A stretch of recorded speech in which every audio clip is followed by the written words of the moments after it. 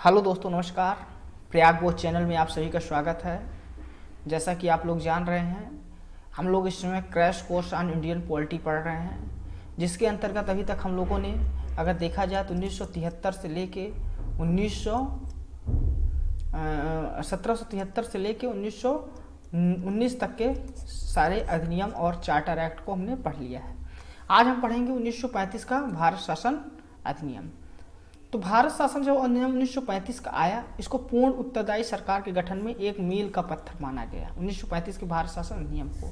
इसमें कुल 321 धाराएं थी और 10 अनुसूचियां थी। ठीक, इस अधिनियम की विशेषताओं को देखें तो इस अधिनियम की दो प्रमुख विशेषताएं थी, वो थी अखिल भारतीय संघ की स्थापना की गई इस अधिनियम के द्वारा, और साथ ही साथ राज्यों और रियासतों को एक तिहाई एक इकाई की तरह माना गया। ठीक, इसमें 3 सूचियां बनाई गई, संघ सूची, राज सूची और समवर्ती सूची। संघ सूची में 59 विषय थे, राज सूची में 54 विषय थे उसमें, और समवर्ती सूची जो थी उसमें 36 विषय थे। वर्तमान में भी देखा जाए तो इस प्रकार की 3 सूचियां राज्यों की उपलब्ध है, जिसमें संघ सूची, राज सूची और समवर्ती सूची। तो ये सूची 1935 के भारत शासन अधिनियम में ही आ गई थी। इसके अलावा जो अपशिष्ट शक्तियाँ बचती थी वो वायसराय के रूप को दे दी जाती थी। इस समय जैसे कि जो अपशिष्ट शक्तियाँ हैं वो समस्त अपशिष्ट शक्तियाँ केंद्र में पार्लियामेंट के पास रहती हैं, उसी प्रकार उसमें समस्त शक्ति किसको दी जाती थी? वायसराय को दे दी जाती थी। इसके अलावा 1935 के द्वारा प्रांतों में द्वैध शासन को समाप्त कर दिया गया। जो प्रांतीय स्वायत्तता थी उसको समाप्त कर दिया गया और केंद्र में द्वैध शासन की प्रणाली की शुरुआत की गई। केंद्र में द्वैध शासन प्रणाली की शुरुआत की, जिसमें प्रशासन संबंधी और विधान संबंधी 2 अलग अलग कार्यों में बांटा गया। तो प्रशासन संबंधी जो जिम्मेदारी थी उसके अंतर्गत आता था आपका डिफेंस यानी रक्षा संबंधी चीज़ें। इसके अलावा आपका जो विदेश संबंध है ये सभी प्रशासन संबंधी संबंध। ठीक, इसके अलावा ईसाई चर्च से संबंधित जो विषय थे, ईसाइयों के चर्च से संबंधित ईसाई चर्च विषयक जितने भी चर्च संबंधी विषय थे ये सभी, और इसके अलावा जो ट्राइबल एरियाज के विषय होते थे वो सभी गवर्नर जनरल जो तो कार्य करता था वो परिषद की सलाह पर करता था। इसके अलावा कुछ ऐसे भी प्रशासन संबंधी विषय थे जो रिजर्व रखे गए थे, और यह रिजर्व जो तो काउंसिल ऑफ मिनिस्टर्स के जो काउंसिल मंत्रिपरिषद थी गवर्नर जनरल की उसकी सलाह पर करता था। ये जो तो परिषद जो थी विधायिका के प्रति, लेजिस्लेटिव के प्रति रिस्पॉन्सिबल थी। ठीक, इसके अलावा गवर्नर जनरल को बहुत सारी स्पेशल रिस्पॉन्सिबिलिटी भी मिली हुई थी, जिसके नाम पे वह कोई भी चीज़ को चाहे तो वो विधान परिषद की चीज़ों को माने या न माने, उसको मानने से भी मना कर सकता था। इसके अलावा विधान संबंधी भी कुछ अधिकार दिए गए थे, जिसको जो सेंट्रल में बाई कैमरल जो तो बना, जिसमें एक था फेडरल असेंबली यानी संघीय व्यवस्था, और एक था काउंसिल ऑफ स्टेट। ठीक, तो काउंसिल ऑफ स्टेट बनाया गया था। 2 तरह की चीज़ें यहाँ पर विधान संबंधी अधिकार दिए गए थे। इसके अलावा प्रोवियंस में भी बाई कैमरल बनाया गया। ठीक, जिसमें लेजिस्लेटिव असेंबली और लेजिस्लेटिव काउंसिल होती थी, जो वहाँ की विधान परिषद और विधान सभा, इस तरह जो तो प्रोवियंस में भी बनाया गया, ये विधान संबंधी अधिकार दिए गए थे। इसके अलावा गवर्नर जनरल को जो तो वहाँ के जो लेजिस्लेटिव संबंधी गवर्नर जनरल को भी बहुत सारी पावर दी गई, जिसकी जो तो मतलब जो विधान संबंधी अधिकार थे विधायिका के, उस पर जो तो गवर्नर जनरल का अधिकार ज़्यादा था। गवर्नर जनरल के पास वीटो पावर थी, यानी गवर्नर जनरल के पास वीटो था कि कोई बिल पास हो रहा है सेंट्रल से तो चाहे तो वह यानी लेजिस्लेटिव के द्वारा यदि कोई बिल पास कर दिया जाता है तो उसके पास वीटो थी कि वह इसको महारानी क्राउन के लिए, ताज के लिए इसको सुरक्षित रख सकता था। इसके अलावा गवर्नर जनरल जो तो कुछ विषयों पर यदि कोई बिल पास भी हो गया है तो उसको सस्पेंड करके यदि वह चाहता तो अपने अनुसार स्पेशल रिस्पॉन्सिबिलिटी के नाम पे कुछ अपना नया फंक्शन, अपना जो तो कार्य कर सकता था।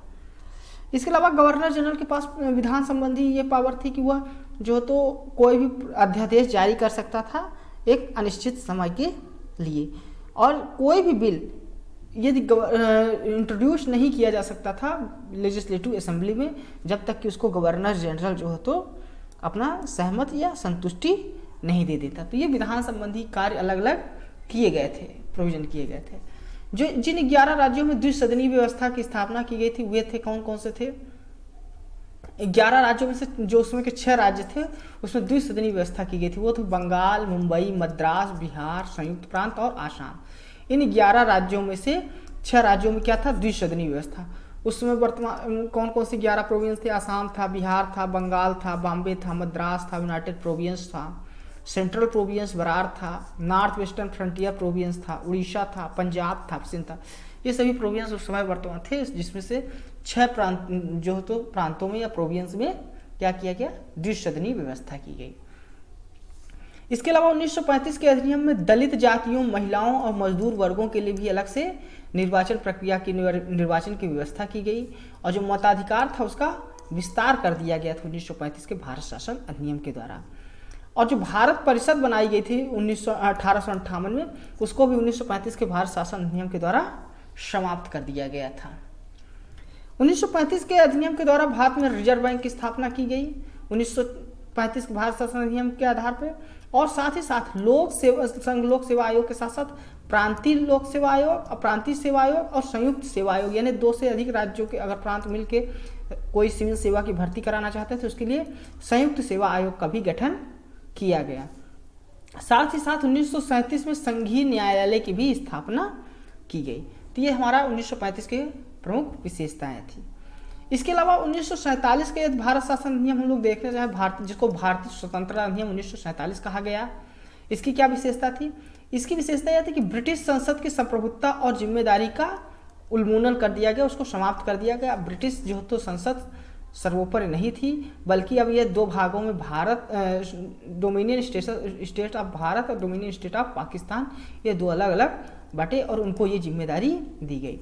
अब जो अभी तक जितने भी अधिकारों का स्रोत होता था, वो ताज होता था, वो अब अधिकार का स्रोत नहीं रह गया, अब बल्कि भारत की जनता हो गई, यानी भारत के लोग ही अपने लिए कानून बना सकते हैं। गवर्नर जनरल और प्रांतीय गवर्नर संवैधानिक प्रमुख बनाए गए। ठीक 1947 के भारत शासन अधिनियम ताज जो हो तो ब्रिटिश वहाँ प्रमुख नहीं था। और अधिराज्य की विधायिका को संप्रभुता दी गई, यानी कि जो डोमिनियन ऑफ पाकिस्तान या डोमिनियन ऑफ इंडिया जो कानून बनाएंगे उसके जो है तो मान्यता उसकी विधायिका की संप्रभुता मानी जाएगी, वो सर्वोपरि होंगे, उससे ऊपर कोई भी नहीं है। यानी ब्रिटिश की जो अधिमान्यता थी अब वो पूर्णतः समाप्त हो गई। तो ये 1947 की हमारी भारतीय स्वतंत्रता अधिनियम 1947 के कुछ प्रमुख विशेषताएं थी। आइए कुछ प्रश्न कर लेते हैं, अभ्यास प्रश्न। पहला क्या है? भारतीय रिजर्व बैंक की स्थापना किस अधिनियम के तहत की गई थी? तो ये अभी हमने पढ़ा 1935 के भारत शासन अधिनियम के द्वारा, तो याद रखिएगा। दूसरा क्वेश्चन है, पहली बार संयुक्त सेवा आयोग का गठन किस अधिनियम के तहत किया गया? तो ये भी हमने देखा, संयुक्त और राज्य सेवा आयोग दोनों का गठन जो है 1935 के भारत शासन अधिनियम के द्वारा किया गया था।